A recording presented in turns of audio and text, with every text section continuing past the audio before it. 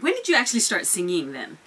I started singing even before I mean like I used to do like occasional wedding singing. I used to sing for weddings. I used to sing in church a lot.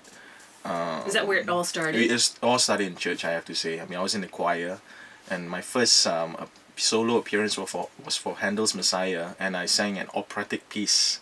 You know, it was initially supposed to be sung by this elderly guy, and then when I was mucking about at the back, because I love Mr. Bean, I was just mucking about, you know, it's like Ave Maria and stuff like that. And I was like, oh, that's not so hard, you know. It's like, okay, I'm gonna try this out.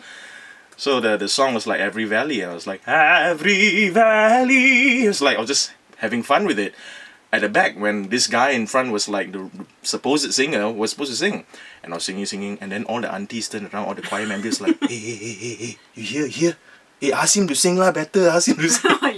So his position was taken off, and I took the spot. What, was there any resentment on No, his part? I don't think so. I mean, he was very encouraging to me as well. I mean, like, I was the youngest, I was only like, what, 13?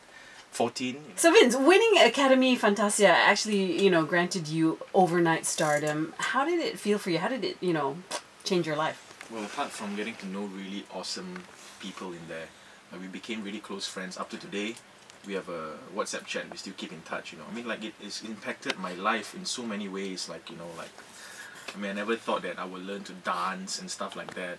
And of course, like, stage presence, it's taught me a lot. And like, we had a lot of great teachers. It was a great production. I think the first AF, you know, like, people didn't know what to expect. Vince, you know, does it get harder as you get older? Do you hear that clock ticking in terms of, you know, things you want to do, the singing, your career? It gets harder. Well, the thing is, it gets more. You understand the art a little bit more. You understand your instrument a little bit more. And you get used to your singing. I mean, like any musician, you get used to it a little bit more. And when you get older, you mature. And I think like that's why a lot of people, like, they think that when you come out straight away, you gotta be that star. You gotta be that someone. But at the same time, you gotta understand that you're still finding yourself. And it took time for me to find my sound and what I love to do. I mean, I love soul. There's no doubt. I love soul. But the thing is, I love all kinds of music. So you're doing a tribute show to Luther Vandross. What's the reasoning behind that, actually? Well, the thing is, before I was approached to do this, I've always been a huge Luther Vandross fan.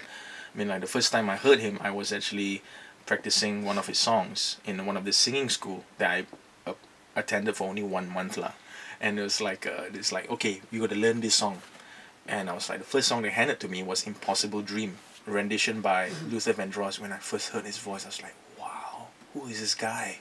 His voice is so silky smooth. And when I was approached to do it, I mean, like, many years I've been following up on his progress and stuff, like all his work. Stephanie Tam, a good friend of mine, also family friend. She's an awesome sort of pianist and music director. And she said, let's do this. An intimate setup. Strings, couple of strings, and me on the piano, and you on your vocal.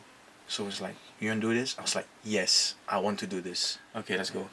To dream the impossible dream, to bear the unbearable foe, to fight the unbearable sorrow, and to run where the brave dare not go, and to right the unrightable wrong, and to love pure and chaste from afar, to strive.